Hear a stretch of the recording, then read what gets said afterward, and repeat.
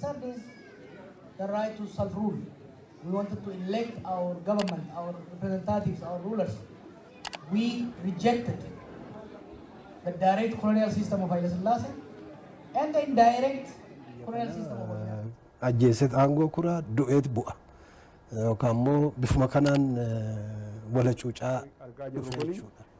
Wareegama qaalitu itti kafalamee dhufee seenaa waggaa 150 booda bakka kanatti deebinee kana dhugoomsuu fi hojiin nu barbaachisu hojii tokkummaa, hojii humnaa, hojii walitumsuutii kanaaf jaarmanni kenna hojjetaallee tureen hojjetallee hojjechuu qaballee ka jedhu. Tokkummaan saba tokko akkanatti mirkanaa'u illiitiisaa yeroo wal ta'uusaa immoo ejjennoo siyaasaatii fi hawaasummaa irratti ummata sanaaf mallattoo ta'eetoo mul'atu ummatichis moorni tokkoomaa jechuudha. Tokkummaan saba tokko immoo meeshaa lolaa hedduu caalaa jechuudha. Kanaaf kan Oromoo kana yoo keessa deebinee ilaalle bara dheeraadhaaf jaarraa tokkoo fi walakkaadhaa ol akka inni faffaca'eetoo resources isaa saamamu kan godhe tokkummaa dhabuudha jechuudha. Paartiin siyaasaa tokko yaada isaa gurgurachuu kan danda'u yoo magaalaa irraa bitachuu dandeesse harkate qofa waan ta'eef magaalaan ilaalcha akkasii san bitachuu dandeessus arra waan hin jirreef daayinaamizimii kana karaa deebisuu danda'uun paartiin kun tokko ta'uu qaba. Faayidaan tokko ta'uudha immoo bal'inaan boodas ilaaluu dandeenya waan ta'eef. Manni jedhuudha ga'oota irraa jedhu.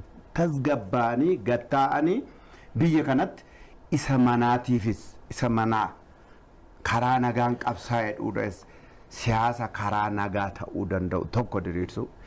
Isaan lakki ani kun namii teetta kanaaf sin dhamanuudhee laga taa'ee ammas na waraana dhuufis siyaasa isa lagaa manatti fiduu danda'u giddu galeessa in between akka hawaroon hin guune akka raachi hin duune jedha Oromoon otoo siyaasa hin barin otoo seera hin barin otoo homaa hin barin as taa'anii qofa lakkiin ati hin jeeqxa ati maal taata ati shororkeessaadha ati maal balleessaadha waliin jechuurraa taa'anii maal nu wayyaa.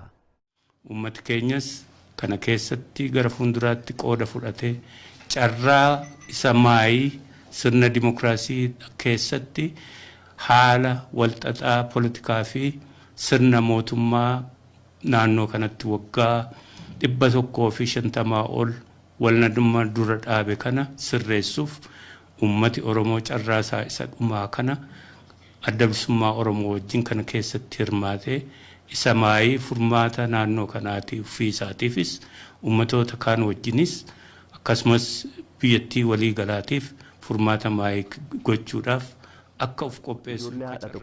Ijoollee mana barumsaa tokkotti baratanidha. Ijoollee afaan maaddii tokko irratti nyaatanidha. Karaa adda addaatiin.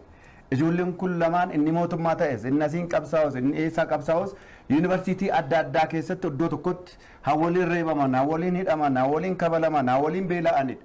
Jarreen kana as harkisnee aangoo yeroo muraasaaf jenne saba keenya yeroo adda addaa dhiigsuu miidhuu boochisuun hin ta'u. Keenya waggaa dheeraa kana hunda keessatti kanneen kanaaf wareegaman addatti immoo galmaa'uudhaa fi waggaa tokko guutuu bu'i bahii dhaaba kana mudatee fi kana argamsiisuuf kanneen hidhaatti dararaman akkasumas immoo kanneen lubbuun isaanii wareegame galanni ka keessanaa ta'uu kabajaanii fi maqaan keessan bara baraan haa jiraatu.